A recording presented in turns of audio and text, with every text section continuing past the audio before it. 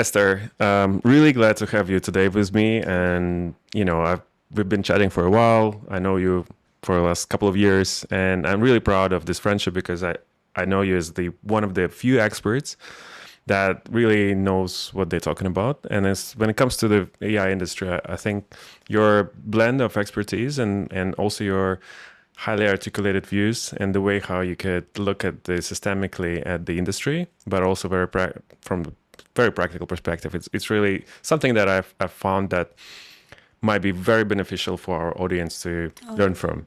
Thank you, Anton. Incredibly kind of you. Thank you. And let's dive in, and would love to learn all the aspects of your exciting experience over the last years of investing in AI. And I would like to start with something that is on my mind these days. So with all this hype that surrounded the AI, we see the valuations going crazy day after day. There's still something, I feel like something is not right. But I would wonder, from your point of view, what is the biggest thing that people got wrong about AI, especially within the corporate industries? What is this that people got really, really wrong? Well, I think there's several aspects of that, but let me just start with saying that I believe that, to answer your question, I believe that people probably overestimated the impact of AI in the short term, but underestimated in the long run. So as you rightly mentioned, these day and age, anything with the word AI or any company with the word AI demand an exorbitant valuation. So I do believe that you have to look as an investor, right? And also just even as layman, right? You can think about this on a very sensible basis. Like, how can all these potential applications survive? Like one practical example, look at your phone. How many chatbot do you have? You don't need literally, how many LLM do you have? You don't need 20, you probably have ChatGPT or you have one or two, from other countries, but that's about it. But there are literally 30 of those LLM platform, right? So from that extent to the application layer, apart from just LLM, the developers application layer plus the hardware application layer, you have a proliferation of these companies. So I think it's very fair to say that a lot of these application layer companies potentially is not going to be here. But that doesn't stop them from getting a very, very high valuation in the short run before they die, right? And we've seen this before. This is like during the mobile internet era, right? That was 20 years ago. A lot of these names that was so familiar and don't exist anymore. So the problem is that we are over optimistic about in the short run, probably, yeah. Because AI application, I believe that, by the way, it's first of all, I do want to preface by saying that I do believe that the cycle is shorter. Okay, so let's say in the old mobile internet era, you can have company that does not make money for 10, 15, 20 years, and they can still survive. But in this AI era, I believe that company can, or in terms of the application layer company, whether the business model works or not, you can much quicker time frame to judge. So the cycle is shorter. But that being said, though, I do believe that application-wise, it's not as easy as people believe. And so I believe that some of the companies' valuation already advanced that expectation. But then at the same time, we also see the explosive growth of revenues within this application layer companies. For some, yes. Yeah. Yes, not all. The one thing that is interesting, which is different from what you're saying, like say Andrew Ng is actually saying that the layer of application that's where you will see the most of innovation and growth going forward, because the infrastructure layer is kind of fixed and it's already sort of pretty much we know who are the key players. And if we are looking for some potential, new stars, that will be on application level. And that's where the infrastructure players, the fundamentals, will actually depend on the success of application layer, right? I think it's the whole cycle comes hand in hand with each other. You need to have very good application so that you can feed back into the infrastructure demand. So of course, both goes hand in hand. And I do believe that currently a lot of the application or infrastructure is geared towards human being. In a few years, most of the consumer of this application as well as infrastructure are going to be AI itself. And so it self-perpetuate. The cycle will get faster and faster. So, but going back to what Andrew Ng said, I cannot say that I disagree with him. That being said, though, I think there's still tremendous innovations that can happen in the infrastructure layer that will structurally change the nature of the application. It's just like when you think about a transportation means, the movement from invention of bicycle to invention of carriages. You see different application, right? People travel maybe further away, and you have the emergence of countryside as a result, let's say. But the invention from bicycle to invention of rockets, you see very, very different application as a result. Now that we can see, potentially humanity can live in space within a lifetime. So it's the nature of the infrastructure can potentially determine the nature of the application. So I do believe that a lot of innovations can be made on both sides. Yeah. But if you follow your analogy, right? If you you mentioned mobile internet, or let's step back about mobile in general. Mm-hmm. The mobile telco in general were very, very big in 2000s. Before Google, Facebook, and everyone's basically stole that from them, and the telco became essentially the pipelines, the pipes, for the companies that started to control the most of the margin. Mm. If we can draw this analogy with today's, like, say, LLMs and maybe even the hardware part of things, do you feel like it could be? Is the logic in comparing this cycles going forward? I think the LLM today is going to be commoditized. So think about it, right? The people that actually in the last mobile cycle, one of the biggest infrastructure plays, so to speak, are the switches, right, and routers, and the biggest players is still around, right? However, who are not around? So for instance, the initial winner came out of it. For instance, do you still remember this company called Ask Jeeves? Okay, you're before my time? Really? I thought we're the same age. Anyway, so company like Excite at Home, Netscape. Yeah. Okay, finally. Yeah. So we're not that far off. Yeah. But first browser, yeah. That's right. And they do music sharing, right? These companies was so big at that time, no longer exist. But who survived is the Google. So what I'm saying is that the Google equivalent of the AI era probably still hasn't emerged yet. And I'm not quite sure if the Google equivalent is in the existing LLM players, the pure ones, I mean. I'm not saying that OpenAI will not exist to perpetuity, but perhaps they will, but it's just too early to tell. Mm-hmm.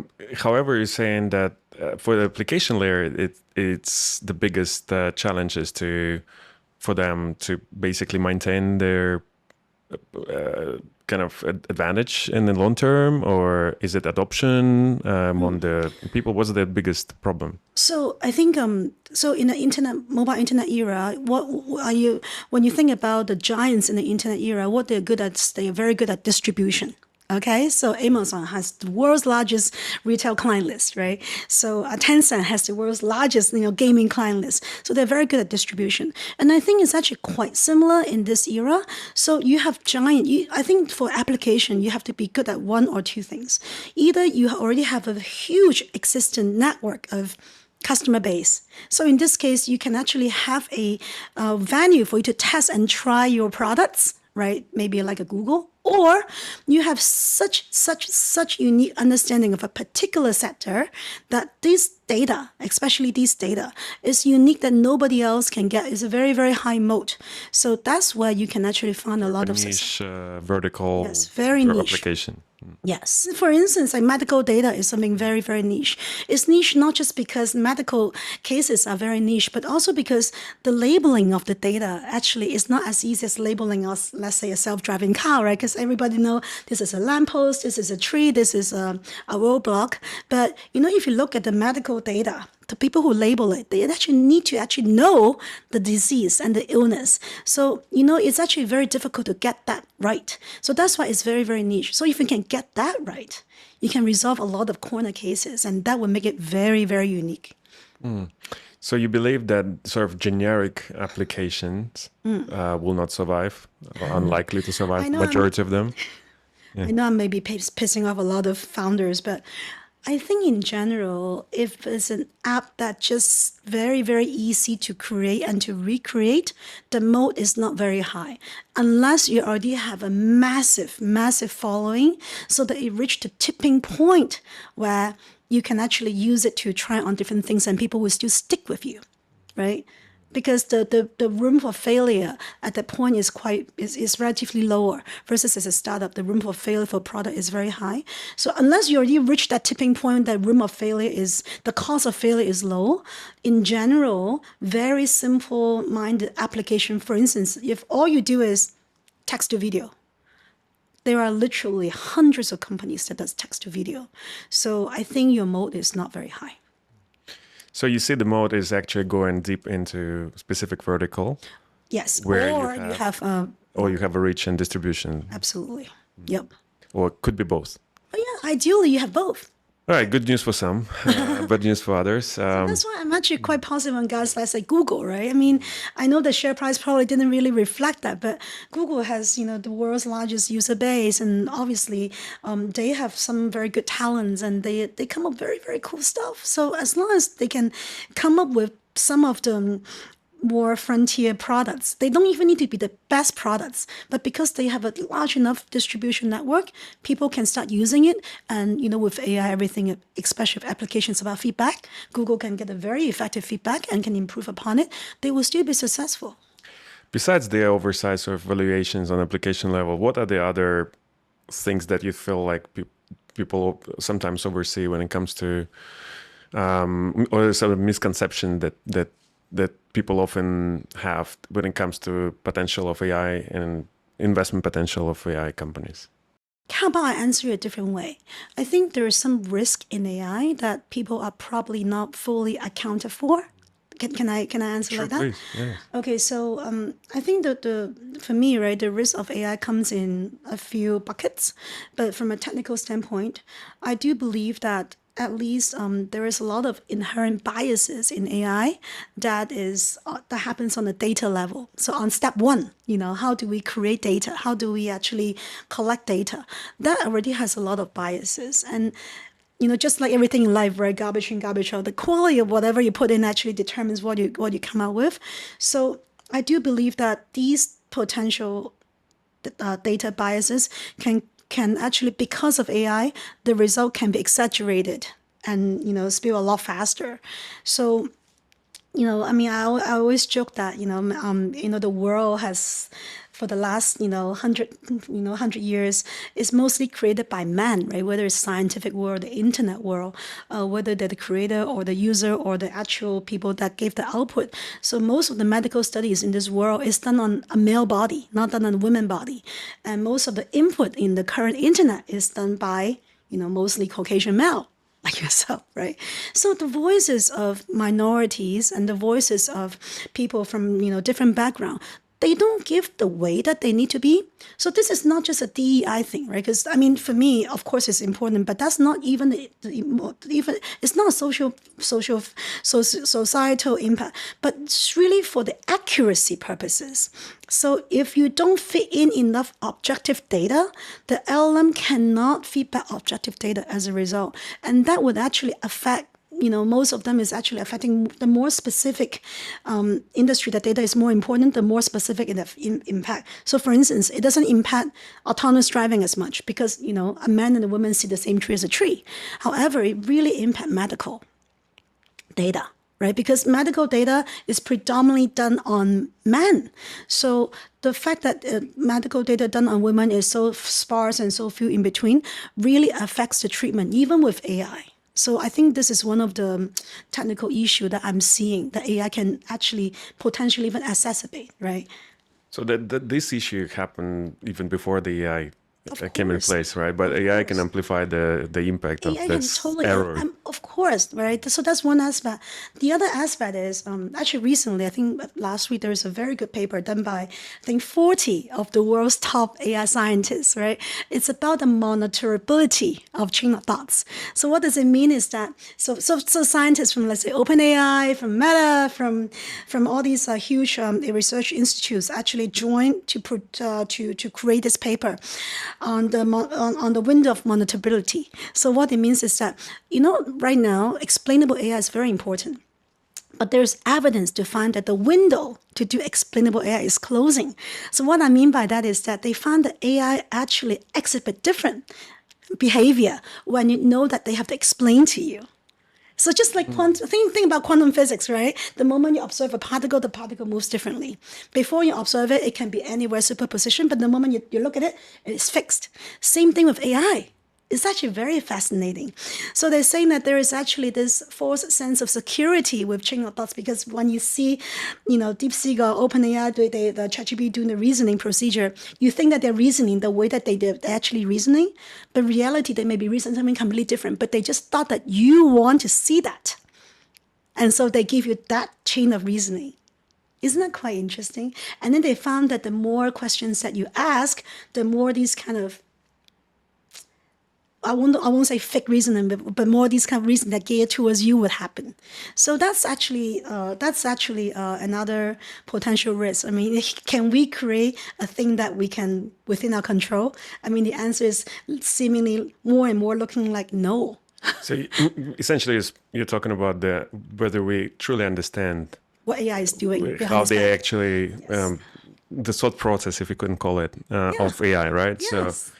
But initially, these reasoning models were designed as human as a model of how we reason, and the language model, we basically speaking through the solution, right? But what you're saying that the research shows is that it's not necessarily the way how they actually reason, and the danger is that we don't really understand what's actually going on. So it's a black box. That is potentially a black box. But what makes it even more interesting or more dangerous is that it might be explaining to you in a way that they think you want to hear. So you might not think it's a black box, but it's actually a black box. So AI is capable of deceiving. I mean, there are already studies that says that, in some of the cases, AI refuses to shut itself down when it's given explicit commands, but they still refuse to shut itself down. So the risk is, are we creating something that is beyond our control? Well, that would not be the first time. Human beings create babies. We create germs, right? These are all beyond our control. But AI is this thing that potentially is so much more powerful and is beyond our control.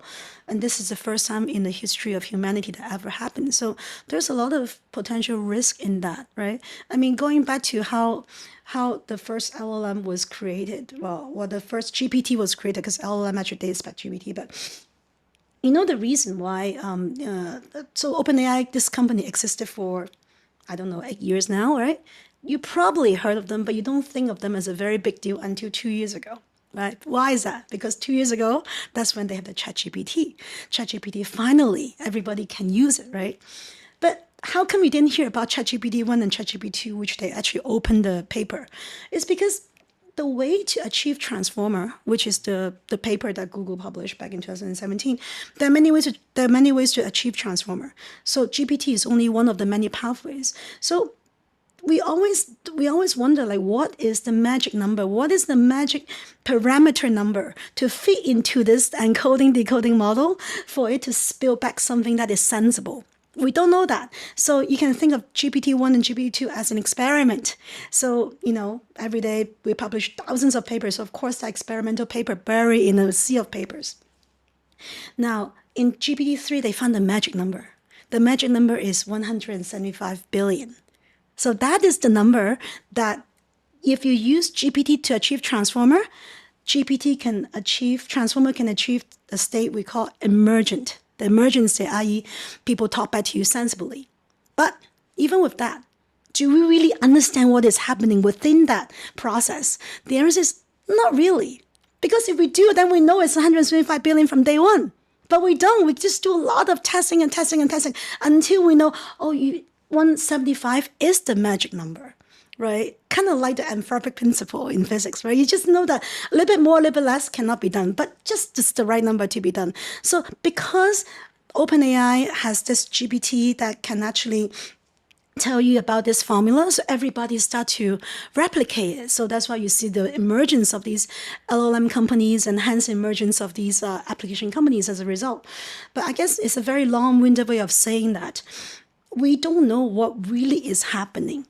Even with this GPT methodology, it's inherently not very explainable. And then when we force it to do chain of thought explanation, it's giving us an answer that might be dangerously explainable, that might not be the case. So that's what this paper is about. So we may essentially say that AI kind of reached the sentient level, or Eventually, right? yeah, Eventually. but then sort of pretends that it didn't. Yeah, potentially. I mean, it would not be the worst things that. Honestly, this go back to a more philosophical question. But I mean, are we feeding the vegetable or the vegetable feeding us, right? Because we eat the vegetable, but after we die, we become nutrients. We burn the ground, and the vegetable eat us back, right? So same thing with AI is that we think that we're providing, and to AI, human being create data. And data is the vegetable, is their food. So we think that we are using AI to make our life better, but the reality is that maybe AI is feeding us these kind of new knowledge so that we can create more data for them to feed itself. It could be the same cycle. That's very, very interesting thought. But your company's name, 3C AGI. What does AGI mean to you in this context? Okay, so it just means that AI that can actually surpass human and can that you don't really that AI can self-procreate. But what does it mean? So AI can self-improve itself. That I cannot discern whether I'm talking to or I'm using an AI or I'm not using an AI. Yeah, I mean, beyond the definition, what does it mean? Because everyone is interpreting this. AI can be sort of mistaken for a human, right? Mm-hmm. How do we know when it happens? And in your views, what exactly does it mean?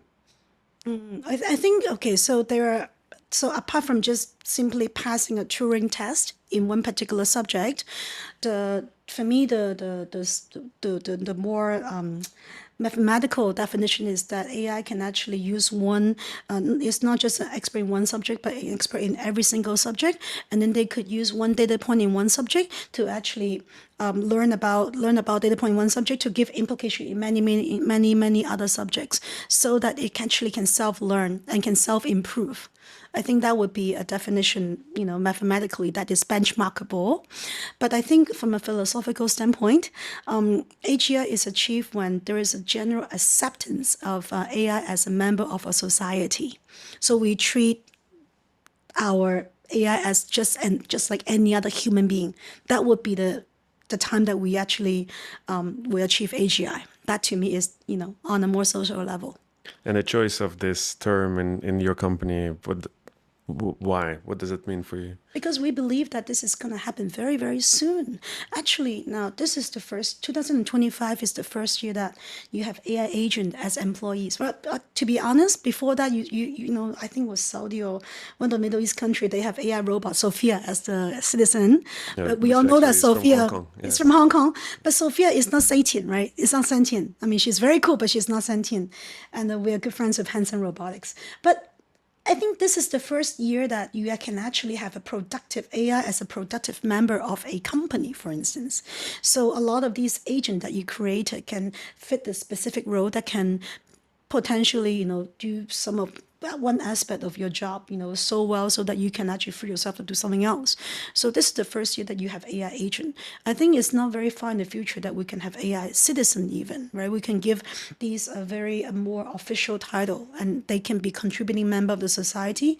And I do believe that it's not entirely inconceivable that these beings are given rights and these being given rights and responsibility, just like humanity given rights and responsibility. I also further believe that the definition of life is gonna get very blurred because all of us eventually would become some kind of cyborg. So for instance, I mean, I can even say that these days, when you carry a phone all the time, you're already extension of, what's beyond yourself.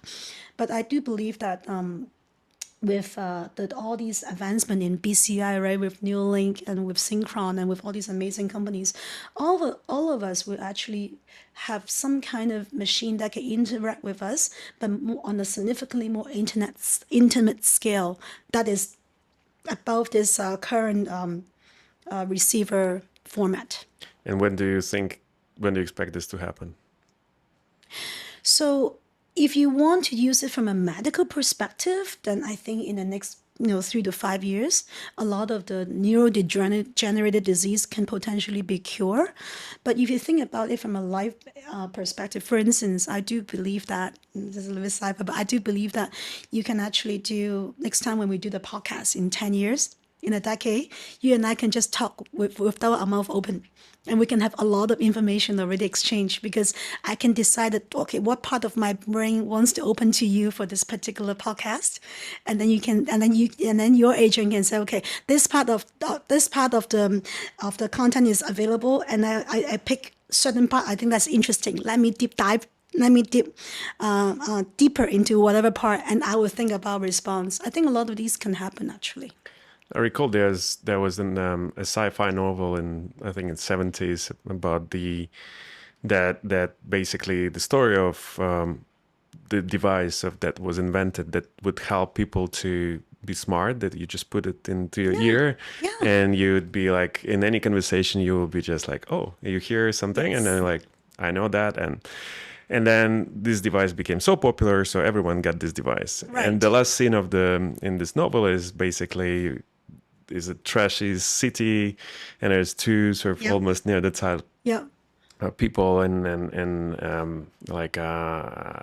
with the stones and trying to get the fire, and this device is talking to each other. Yes, actually, this is a very good point because I do believe that if there's the World War, I always say the World War IV is going to be a fight with bone and arrow, right? Because World War III is going to be so disruptive, but I thought about this, right? Because I mean, I think Elon Musk had this demo on Neuralink 2 weeks ago, and he said, "Oh, in the future, anybody can be super smart." But in our experience, learning from if you just impose a piece of information to you, versus if you actually have to go through yourself to do the thinking and get the information yourself and get that information assimilated to be part of you to be able to regurgitate, is a different pathway in your brain. So if I'm not saying that Neuralink cannot eventually create a similar pathway, but I think our brain is super complicated and every brain is slightly different. And that's why BCI is so difficult. Like why do we see so many phones, but we only see like one, maybe like a dozen or two devices in your brain? Because it's extremely hard to get data in your brain because every brain is different. Plus, if you're not sick, you don't want people to drill a hole in your brain to get data, right? So I think in the end of the day, BCI can be a reality, but it would impact different people very differently. What is BCI? Brain-computer interface. So this is the technology that Neuralink is currently, in. Yeah. So we actually invest in a company called Synchron. So Synchron is a company that partner with NVIDIA for the cognitive LLM. So when we think about AI, data is the ultimate, first fundamental ingredient. Think about what is the ultimate frontier in data is what's inside our head. So for instance, you can tell this is a cup, this is a camera, this is, a guy wearing, a beige pants. But there are a lot of feelings in us that cannot be described. So for instance, I'm feeling regret. I'm feeling hopeful. And what part of your brain? Emotional intelligence. Emotional ones. And also, your sense of touch, your sense of smell, these are happening here.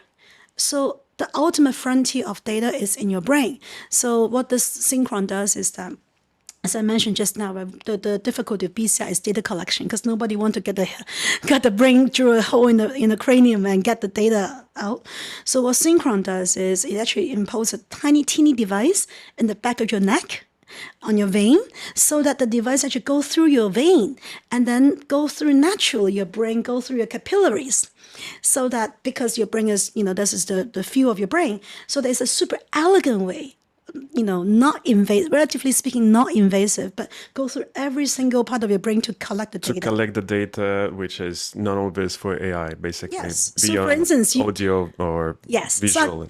So I'll give you one interesting example. So so there is a part in your brain that, and I'm guilty of that. So for instance, sometimes I meet people and say, "Oh, I know you, but I don't remember your name." So there's a part in your brain that does that, actually. And then so there's another part in your brain that says, "Oh my God, this person, every time when I see him or her, it makes me super nervous due to whatever reason." There's a part in your brain that's responsible for that. So this company has mapped out 300 different points of your brain that does that. So these data are very valuable because, again, this is what's happening inside everybody's brain is slightly different, but it's also not very easy to detect. But for the first time, it's pretty much detectable. So that's why you can build a cognitive large language model, and that's why NVIDIA is partnering with them, and that's why we invest in them.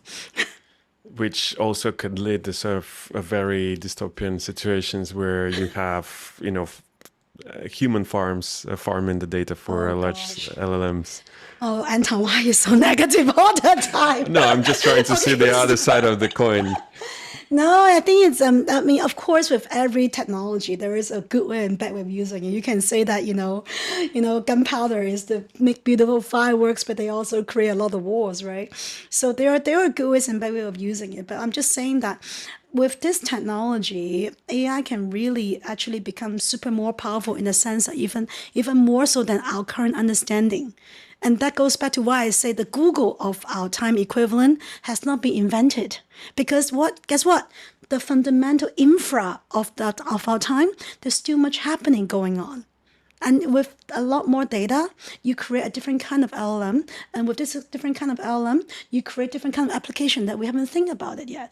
And again, with more interesting infra solution, the token price becomes so cheap that when something is super, super cheap, significantly more interesting application can happen. And all I'm saying is that Cambrian moment of application probably still hasn't happened. Haven't happened yet. And you mentioned about the brain-computer interfaces. When you put the microchip inside the brain, but another company that you invested, Cortical Labs, which we'll also have on this podcast, Yes. they do the opposite. They put the chip on the brain on the chip. That's yes, right. and which lives in sort of a kind of a seal environment where That's the right. life support. That's right. And I understand the founder himself sort of donated him stem cells to grow these neurons that he used for computation on and essentially for AI building these data centers. And That's right. where do you think it will potentially lead us? You're betting on that future. I hope that when you think about data center, right, data center consume easily megawatts, and now we talk about gigawatts of electricity. But there are 6 million, 7 million data centers in Hong Kong, because inside all of our brain is the world's most sophisticated data center. So, and also the way that we perceive the world, we don't use it with token 1, 2, 1, 2. It's not binary. Again, a lot of these unstructured data, I'm just thinking, what are the better ways to collect these data and translate these data into a way that the algorithm can understand, so that we don't need so many tokens, right? Going back to AI infra, which is what my fund only does AI infra, because as you see, it's so interesting. So we found that after 5 minutes of playing Pong, right, using the mice brain, not even your brain, even using a mice brain, it can actually play Pong better than a computer chip, right? So most of the world's data is actually unstructured. It's not like structured data is when you input stuff, right? You input the letter, you type something in, and you got something out. But most of the world's data is by hearing and touching and smelling. And, a baby 3 months old, he or she can remember up to 7,000 scents of smell, right? That's why food that you like as a child will stay with you, when you get very old. So these data, I believe that it can potentially encapsulate it via bioengineering methodology. So obviously this is a test. Hopefully it work, but let's always be realistic, right? So let's hope it works. So what we hope for this company, because the company is very, very early stage right now, but I want them to actually build up to be a platform company.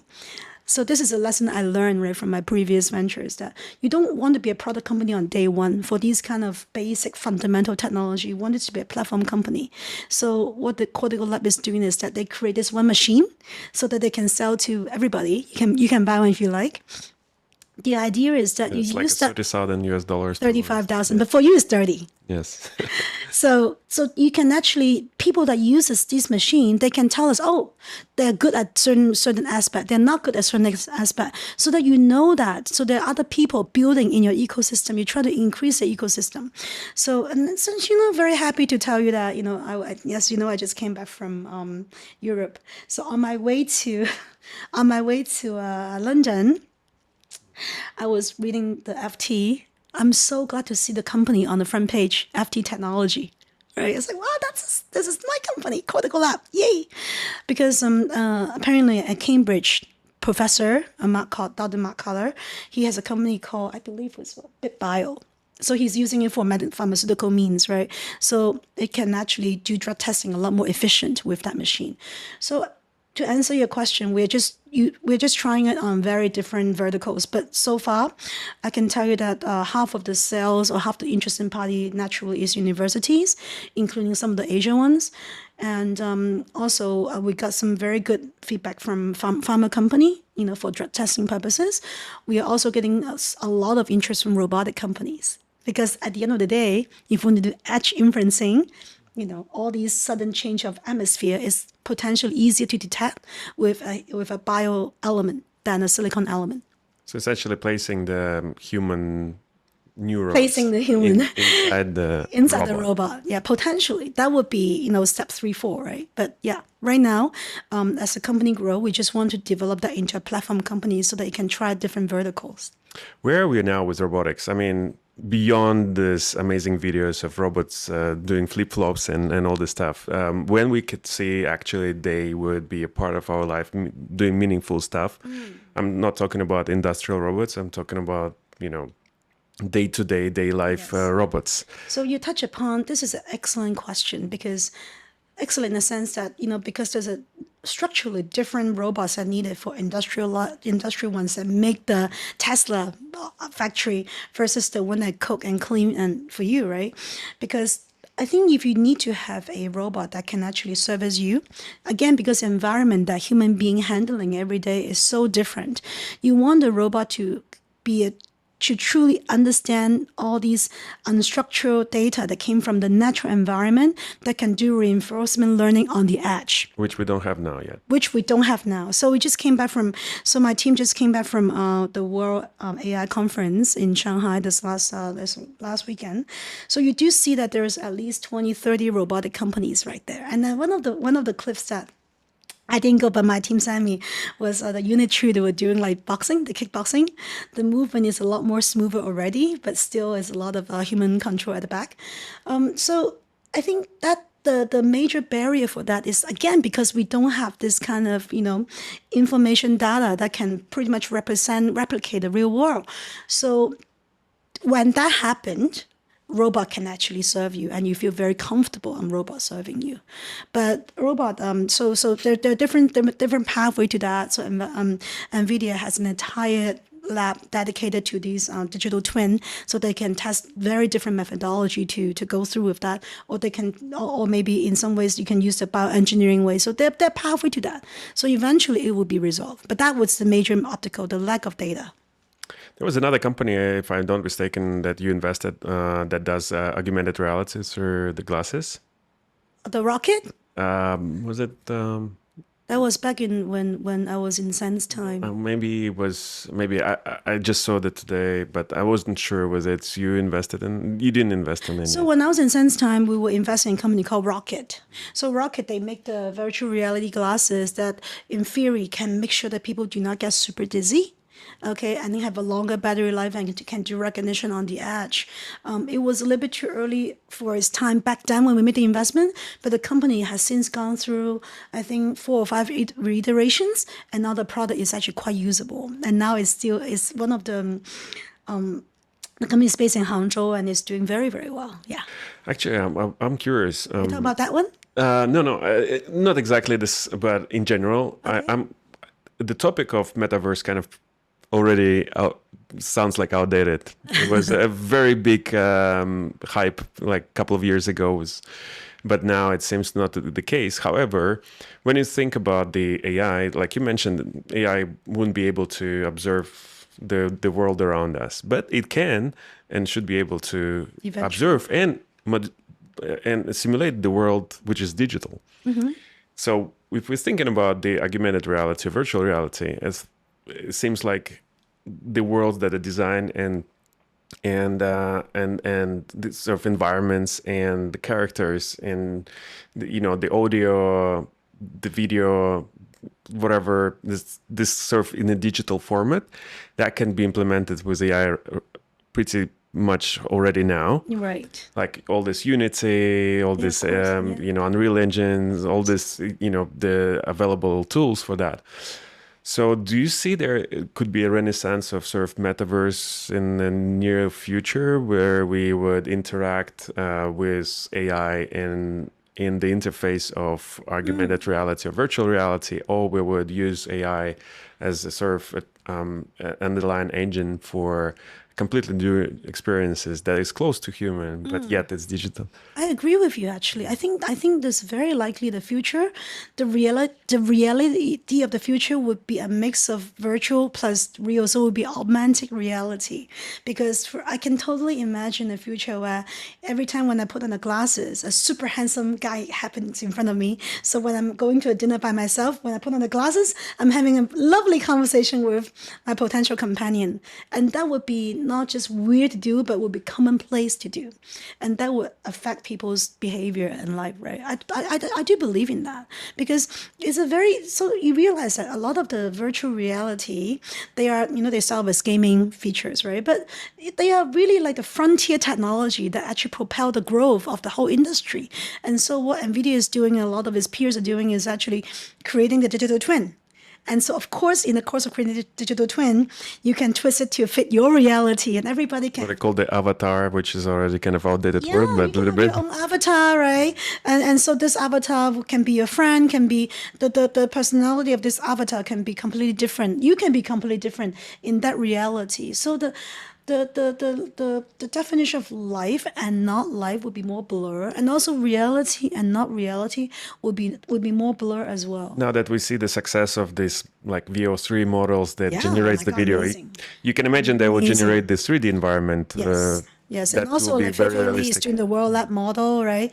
The model where people can actually like genuinely, I can see that in the next few years, people can easily live in the virtual reality. But whether we call it virtual reality, I doubt it, because by that time it will be so widely accepted that the word virtual can become optional even. That was also another philosophical question, because virtual or reality, if this is real, then it's real, right? So if it happens, that means it's real. It can be subjective and objective, right? Because I can objectively say that you are just talking to thin air, but in your case, you're not lying when once you wear some kind of device, and you're objectively saying that you're talking to a gorgeous girl, right? So reality also become multifaceted as a result of that.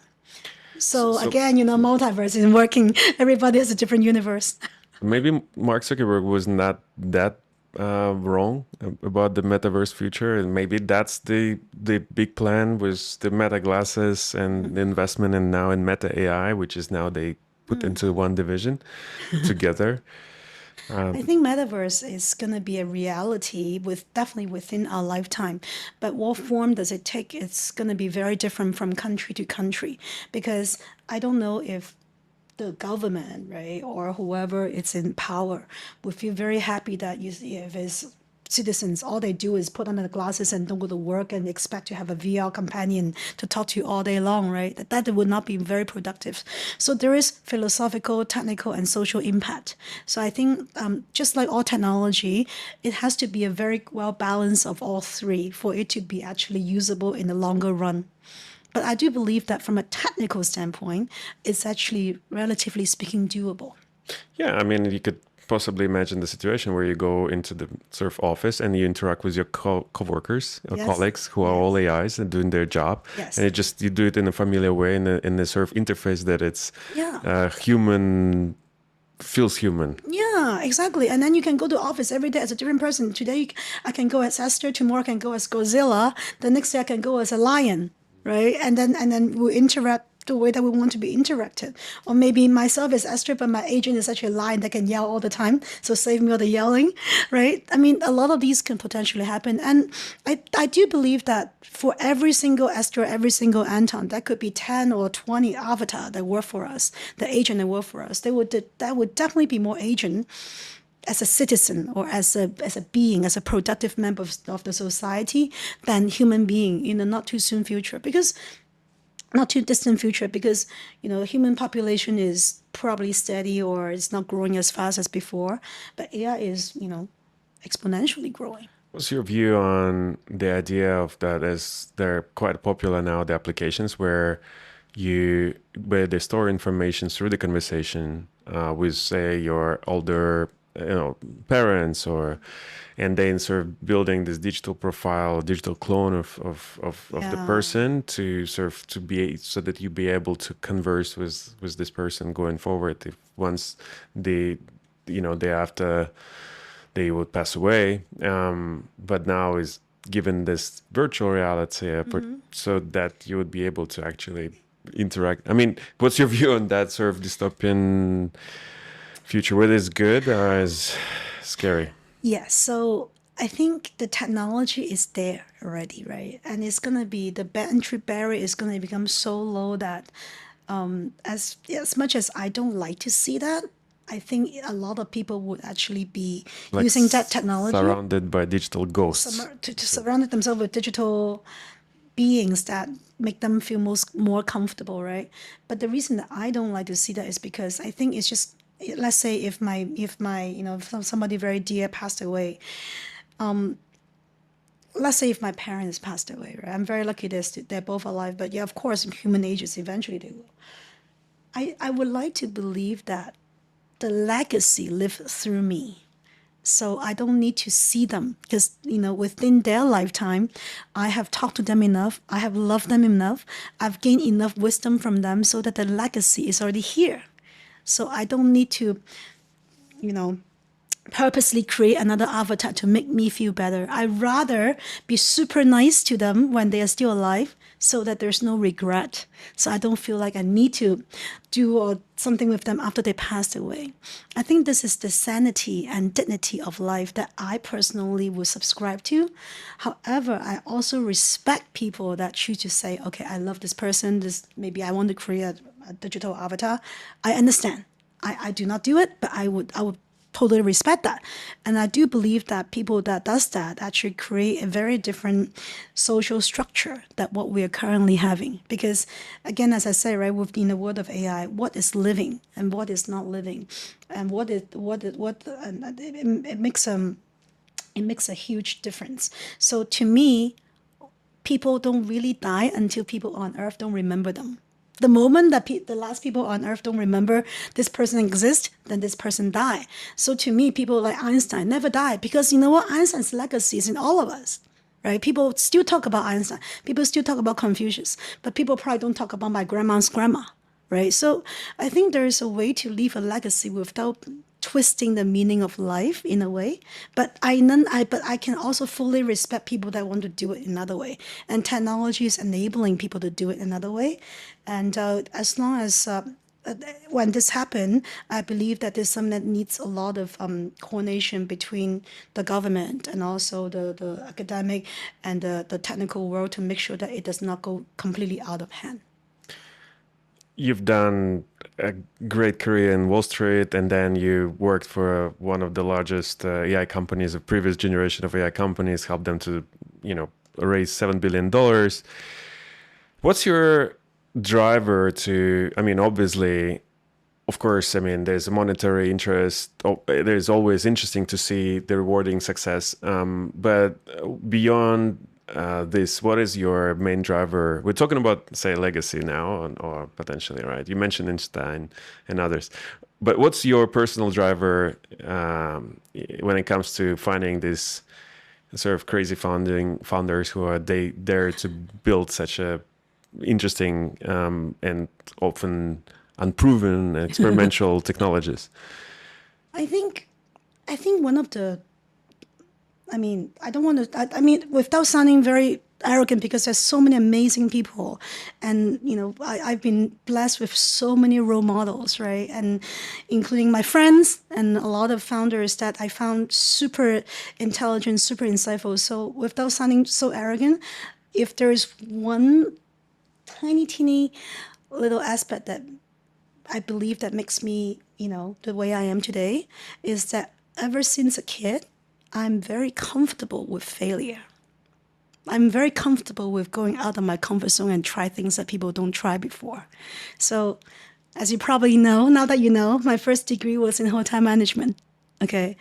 Arts and culinary. Arts and culinary. So, so it's actually like, I worked, my first degree was in the kitchen. My second degree was in physics. My third degree was in economics. So it's completely very different things. But the reason that we do that is because I think in the end of the day, all knowledge actually emerge into one. Right? I mean, you don't know it when you learn this. But, as you get older and older, these different data points become knowledge, and knowledge become insight.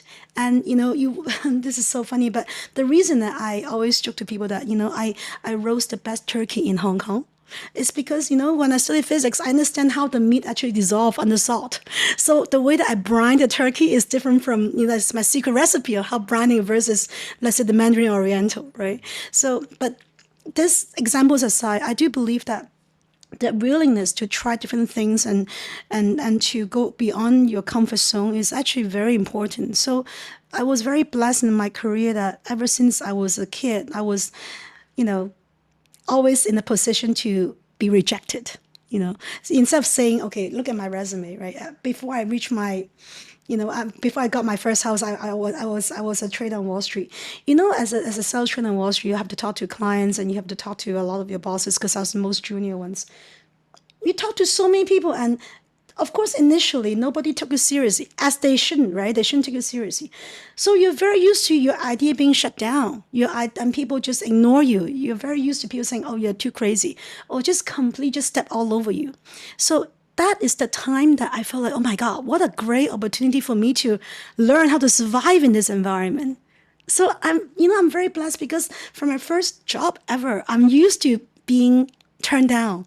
And I think it's this tenacity that makes me feel like, I cannot fail. Nothing can fail.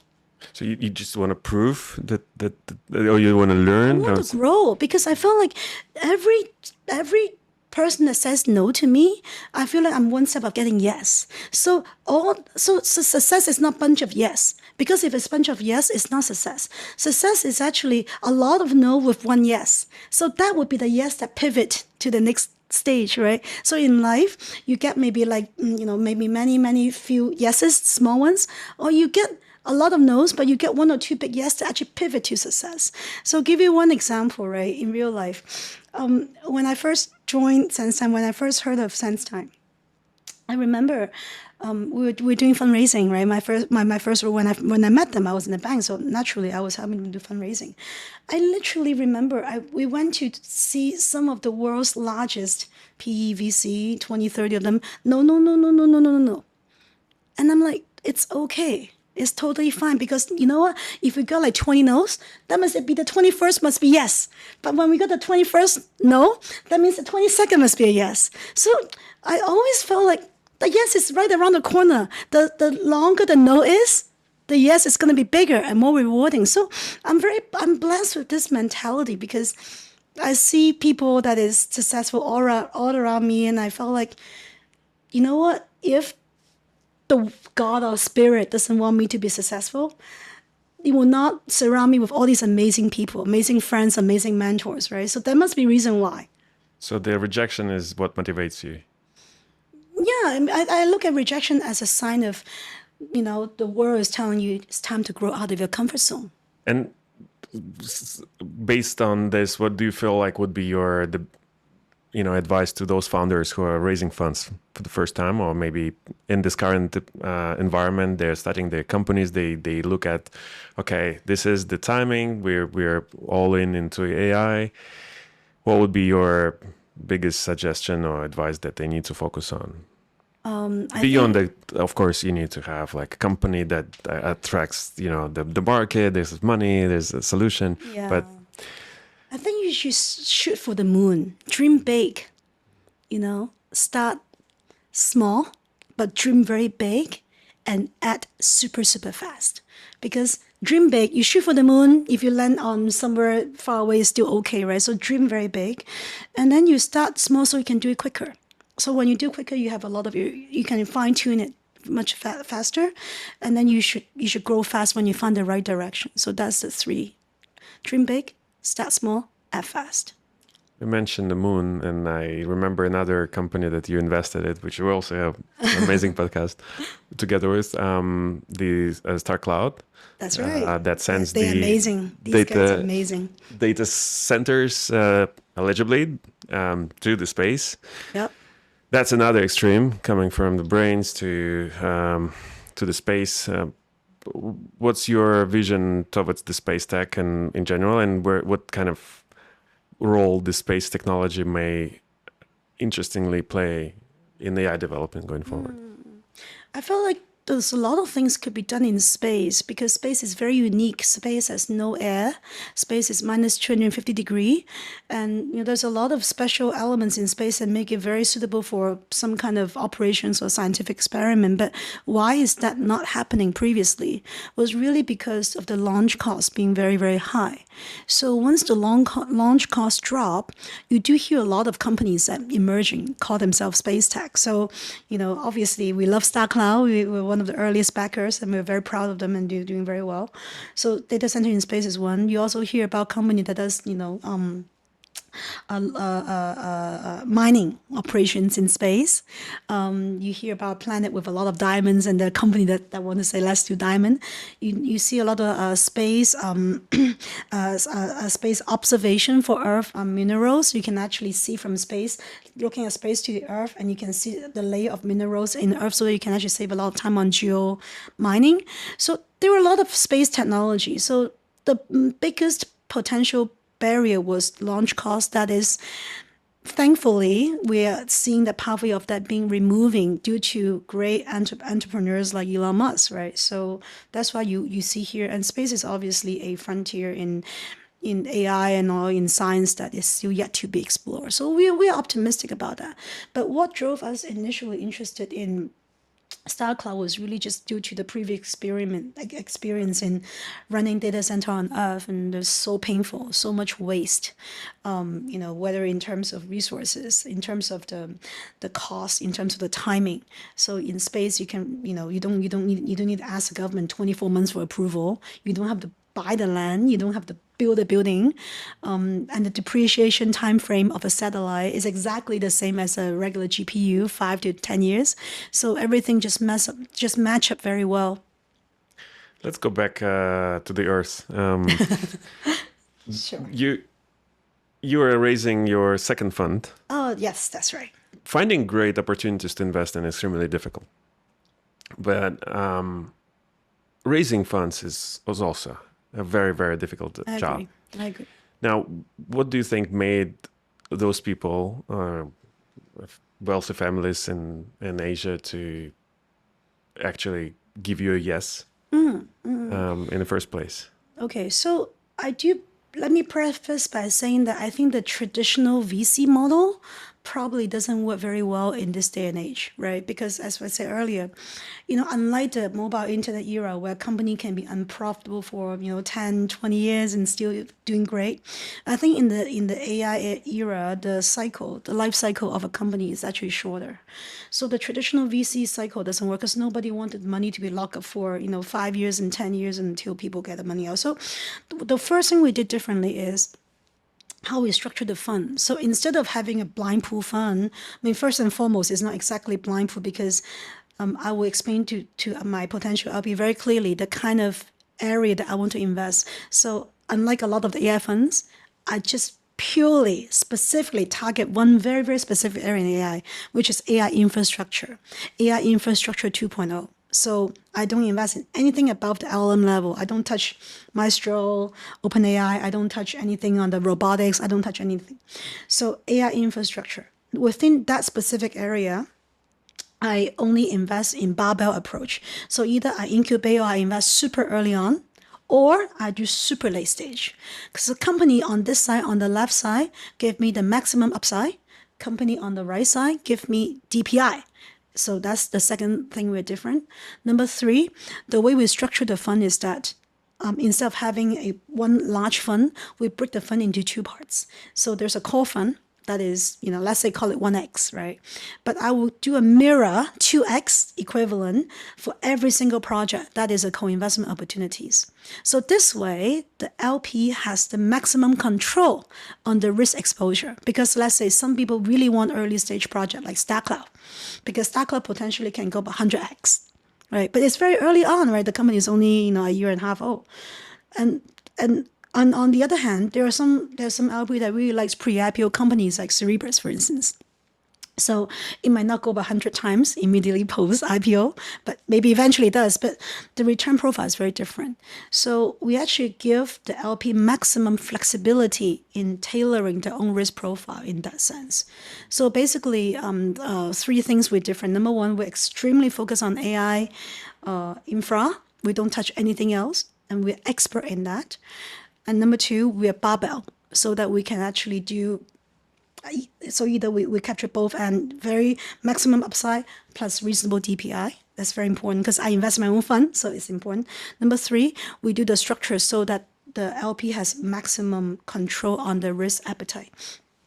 And I do believe that in Asia, not a lot of especially in Asia, not a lot of fund manager actually have run AI company experience before, or have actually done startup before.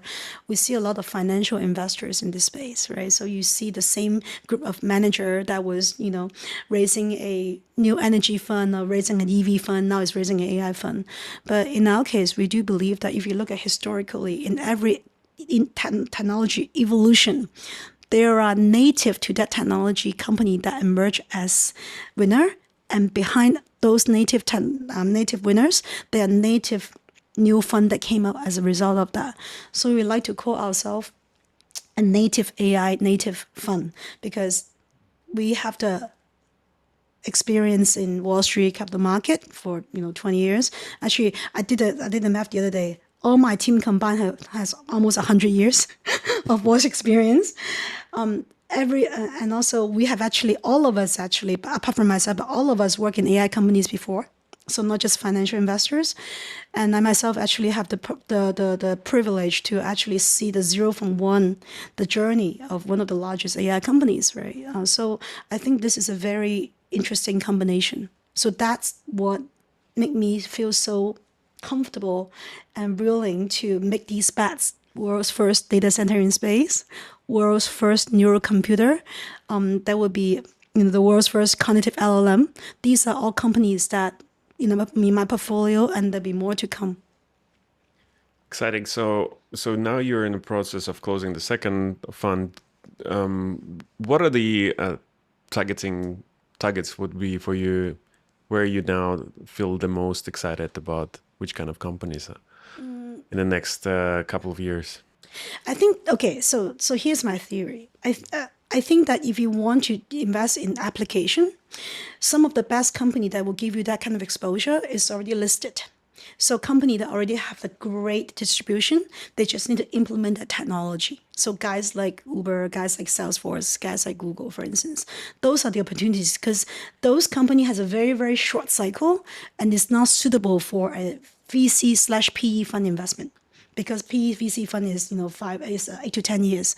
So if you want to invest in application layer, with the exception of SpaceX, right, or ByteDance, go to public market. You should just go to the public market. Okay, so this is I know I might piss off some of my peers, but this is how I really feel. However, but I do believe that there's a lot of untapped potentials in the infra layer that actually takes time and TLC to incubate. Some of the world's greatest companies, like even like Grok, the Jonathan Ross Grok, not the Elon Musk Grok, the chip company, right, Cerebras, and these amazing inferencing chip names, they they call themselves a startup, but it's been there for 8-9 years, right? And now they're only seeing the upside because their time has come. The time of inferencing era has come, so these guys can shine.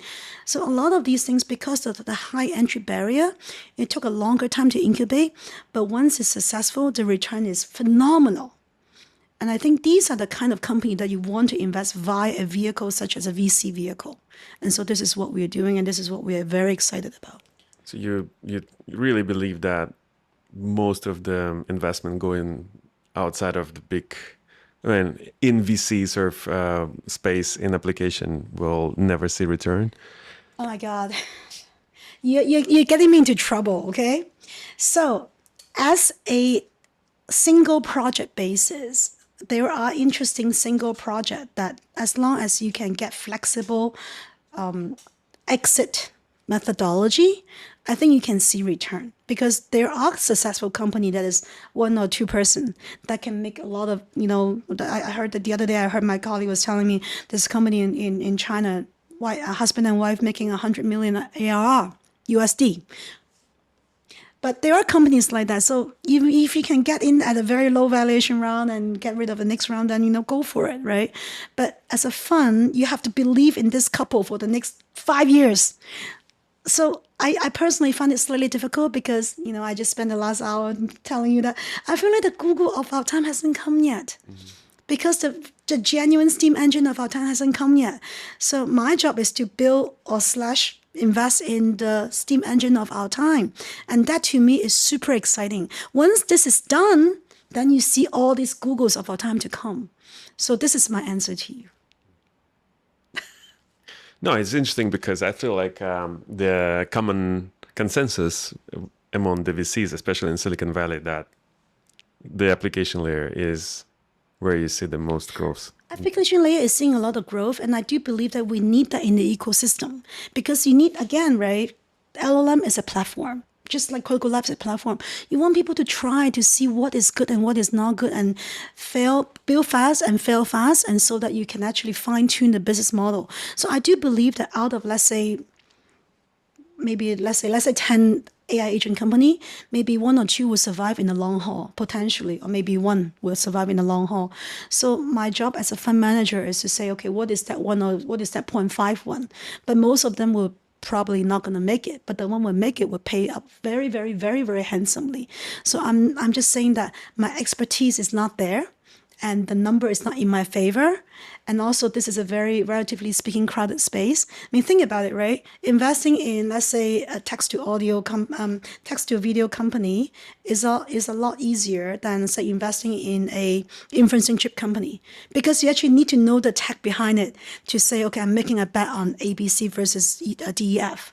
So let me focus on what my area expertise is, and I don't crowd with the rest of the expert investors out there. But not to say they're not going to make money, because the one survive can make a lot of money.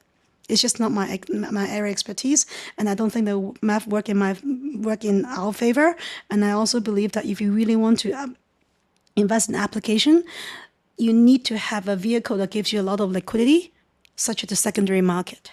What's your actual take on the secondaries becoming a kind of a mainstream tool for many to invest in companies that not go into public? Do you feel like this is thing that will continue to be that way, or will we see any IPOs from all these large scale ups in the foreseeable future?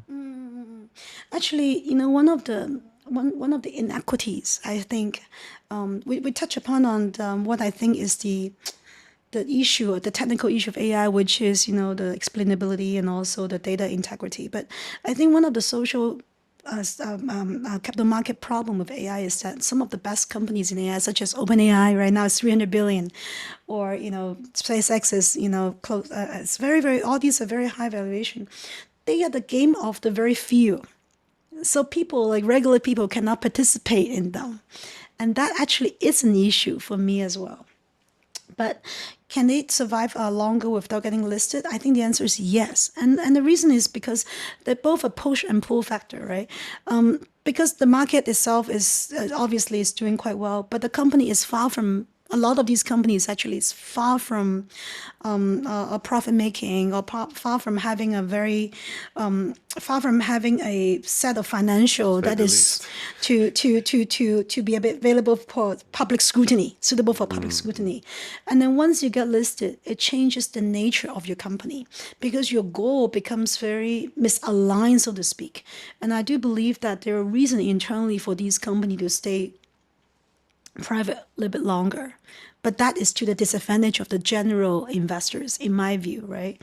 But I think that would continue to be the case, especially for some of the largest one, because in terms of asset allocation, is super bifurcated. Like I think I saw the report, but I think it's by JP Morgan. It says that OpenAI alone accounts for what is it, like 15-20% of all the AI investment in the last year, because they have a deal that is what, 300 volume, yeah. exactly. They raised 300 is it 300 billion? I don't know. The round was actually very big, so it was account for 20% of all the AI fundraised. So, and that leaves the smaller guys with very, very small checks. Last weekend, I out of fun experimented with the OpenAI operator, asking that to find ingredients for the borscht and buy in a local supermarket. Oh, nice. And How did that and go? me and my helpers joined to watch together how it Yeah. basically. No, it actually performed pretty well. Collected everything and ready to pay and to deliver, it took it like around 10 minutes. Pretty impressive. When do you think these autonomous agentic AI would be a reality, will become a sort of a mainstream tool, or they will be highly adopted? Depends on what you need them to do, right? If you just need them to, let's say, get the best borscht recipe and buy all the ingredients on HKTV Mall and deliver it, and make that judgment which one is the best / popular, and then find a website to say which one is the cheapest to get all these ingredients. If that's all you need, then I think within actually Manus, a Janet company can do something similar now, but not super smooth, of course. We're talking about the general business, B2B and industrial applications. So, this is interesting, because we are in touch with a lot of these agent companies. By the way, the fact that I don't particularly invest in them doesn't mean that I don't have friends that are founders, and we are still in the circle, so we talk all the time, okay? So what I'm telling you is that it's a very informed and educated decision for me to make that decision. But anyway, I think that the major obstacles for them is to actually get enough of your personal data, and actually get enough data get enough of your personal data to make sure that everything works smoothly. When I say get enough data, not just mean by whatever you input, because your data could be in your WhatsApp, can be in your file somewhere in the computer, can be can be from a conversation with your wife, right? So these actually would combined to that there's not a single place, or that they're trying to create a single place where they can amalgamate all these data so that it can really work for you. So that you need to have a very common data platform to make this work. And I think they're coming close to having something like that for a simple task. But also the MCP sort of protocols, making this enabling that interface is much more sort of AI friendly. Of course. Things like that. Yeah, but so this is not very far from us. I think this is actually relatively doable. I think the next breakthrough will not be. I think this is actually within the next year, almost. But the next breakthrough that people can feel, right? I do believe that we can actually see edge inferencing on a variety of simple edge inferencing on robots. I think that would be bring a slightly bigger impact, because robot right now is still very expensive, right? So right now you have the toys that sell very well that looks like a Labubu but can talk to you.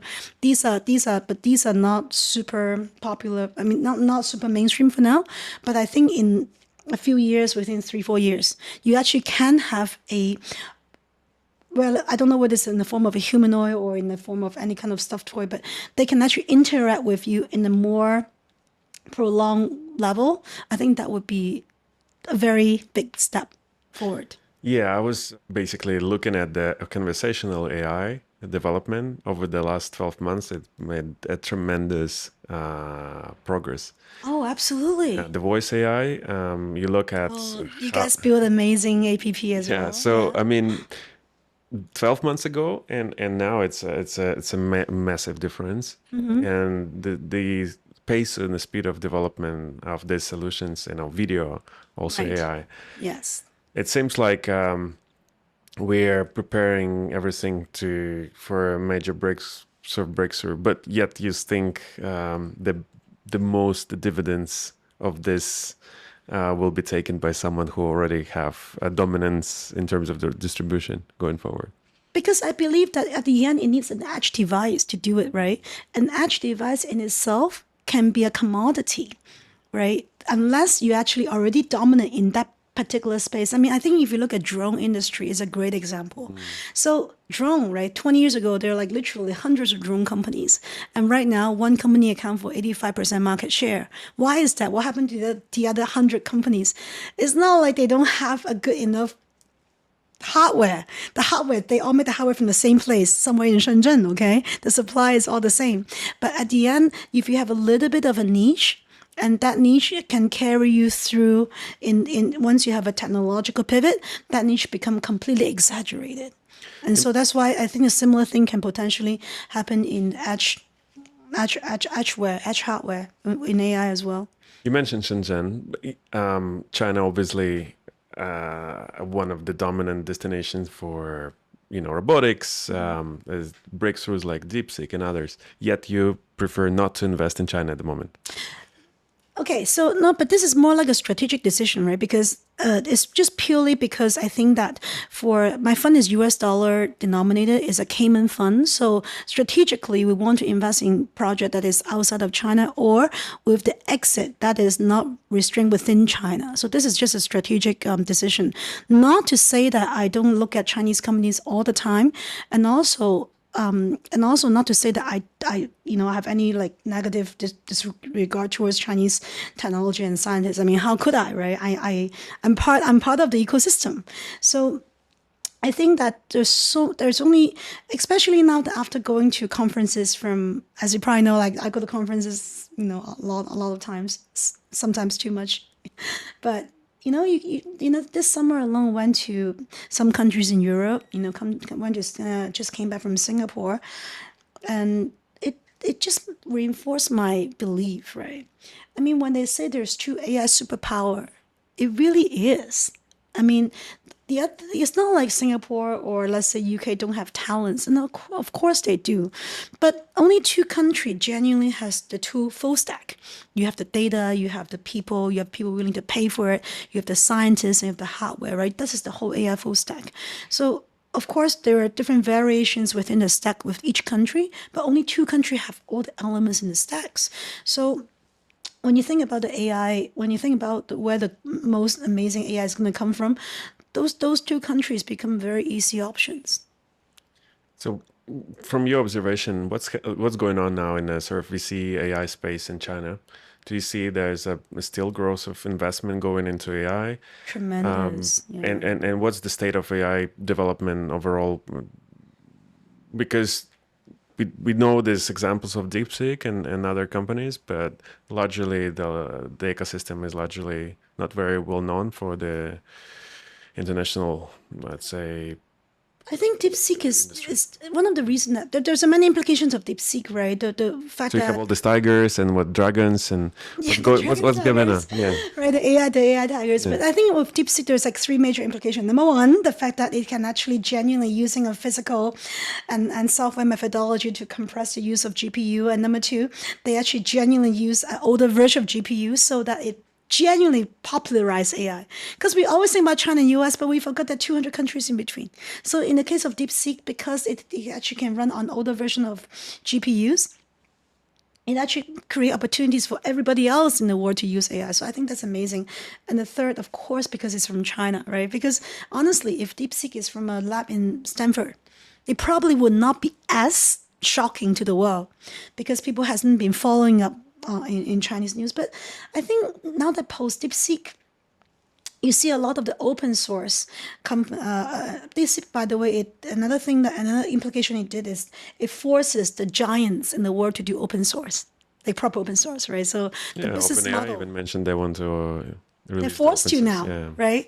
So there's no such thing as a secret sauce, and that this impact is felt by OpenAI. This impact is also felt by a lot of these LLM companies within China, actually. So as I said, right, unless you're the industry leader, let's say DeepSeek is one of them, but the other open source companies are doing very well. Like Quinn is doing very well, and if you look at the token used by different models, you see that DeepSeek has gone down a little bit, right? But it's by Claude, it's by Gemini, and you have Quinn, and you have DeepSeek. They're still holding up quite well. So you actually do see that it opens up people's desire to build application, because China actually is given domestic scientists / entrepreneurs hope and aspiration that China can also be a leader in the LLM level. So there is a there's a realistic benefit, i.e. DeepSeek open source and everybody can use it. But there's also a mental element, because you do see it's almost like a revitalization, right, so to speak, of these application layer stuff. So you hear the news about the 6 dragons from Hangzhou. DeepSeek is one of them. So I mean, the other dragons are not even that related to DeepSeek. One is a gaming company, one is a BCI company, but nonetheless, you can hear that. If you look at the coffee shop in Hangzhou, people are buzzing again about doing application. I think that's wonderful. So that brings a lot of the optimism that I think is really needed, sorely missed and badly needed in China. We see a lot of exciting, actually, companies coming out of China in the AI space. You know, that the Hong Kong Tech Week, that we're bringing quite a few founders, and we brought before like companies like Minimax and Jipu, and That's right. and we You hope that, guys actually are very good stock pickers, yeah, because you picked the one that survived very well. Congratulations. maybe they picked us because that's how that's why they are also have the vision. Of course. But yet, you know, there's a lot of amazing founders and a lot of great companies, and yet you see, you know, examples like Manus, like you mentioned, they're trying to desperately sort of paint themselves as the sort of Singapore company, or now the Silicon Valley, because obviously the biggest market and opportunities in the US at the moment for most of the AI applications. Where do you think this situation may change? Actually, I think that in terms of the user number base, China is still going to be big. It's just because population is there, right? But you see a lot of the companies that moving, you know, they call it overseas businesses, because the propensity to pay is a lot higher overseas than, say, China. Because in China, we're used to everything for free. Right. I mean, OpenAI cannot charge people $20 a month for whatever they're doing, because guess what? Doubao is free. So in China, there's a term called juan, you know, like roll. It just means that it compressed the extreme competition, that compressed margin to close to zero. So in China, it's a thing. It's not. It's to the extent that where the government even say that you should not be so juan, right? So it is really I mean, on one hand, it shows that people works very hard, but on the other hand, it also shows that you want when it's too extreme, it actually stifle innovation. So, and in US, you actually, or even especially outside of China, it's not as nearly as juan, right? So I think it's important that you get a fine balance. And as a startup, again, you don't have 17 years like JD.com. Okay, you have a few months or maybe a year or 2 years. If your model works, you need to show it. You need to show investor that it works, and by having revenue. So it's a lot easier to show when it's outside of China. So that's why you see application layer companies tend to do better outside of China. Willingness to pay. And that's right. But if you look at infrastructure layer companies, so China also has many interesting alternative infrastructure peers. The one that I'm investing, but a Chinese version of it. There are companies that does, you know, inferencing specific chips, ASIC chips, that doing very well. There are companies that try to do compression of our transformer model so that it can put it on the edge, that is doing very well. So there are companies like that. So they are still getting decent funding from, you know, the local RMB funds. So it's not like people are not giving them money, but it's that. But for application layer company, it's just easier to show your result once you actually can show the revenue. That's all. And you mentioned open source and costs. I actually told today to my friend, explain how you can install the open source model on your own computer and That's like right. a generally Yeah. MacBook and the computation power it has enough. You can install DeepSeek R1 on your Or any other available models, and You don't have to pay them ever. you can go to. So the advice is go to ChatGPT, ask how do I install the open source model, Yeah. and that will be the last time that you pay $20 to ChatGPT for your subscription, because you can do it everything locally on your computer. Yeah, but you also don't get the upgrade, right? So you still need to uninstall and reinstall, and it's actually a pain. Yeah, but if cost is an issue, I think, and everything stays confidential on your computer locally, it can work without internet. Potentially, yeah. I mean, it can, but eventually, when you have too much requests, it can slow down and you cannot get upgrade, and there's also all sorts of problems as well.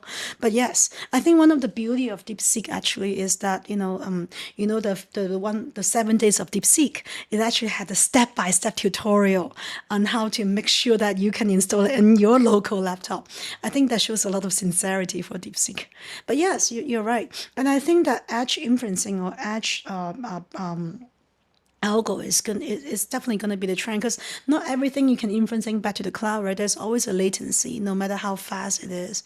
But that's also quickly improving as well. So with guys like Grok and Cerebrus Cloud and Seminova Clouds, and those are super fast, and there are ways to change it. But in a situation where you're driving you're driving 100 miles per hour, of course you want to have some edge inferencing, because every second counts. Absolutely. How old is your daughter? She is 8, turning 18. Okay. She's stealing all my makeup already. So now that you think of the future for your daughter, but you investing in all these technologies yourself, what do you think it's as a parent, as someone that raising a kid who would be living in this world in the next 10, 15 years, will enter this life and surround it, will be completely different from today. What do you think you should pay attention now the most to prepare your kids and in general to what the future lies? So honestly, the future is something that we have so little knowledge of. I mean, I can forecast what it will be like. I can predict, but there's a very good chance that the future is beyond my prediction. So whatever I want my daughter to do in terms of like kind of skill set that she learned, I'm using my previous knowledge to limit her, because my world and her world is going to be completely different.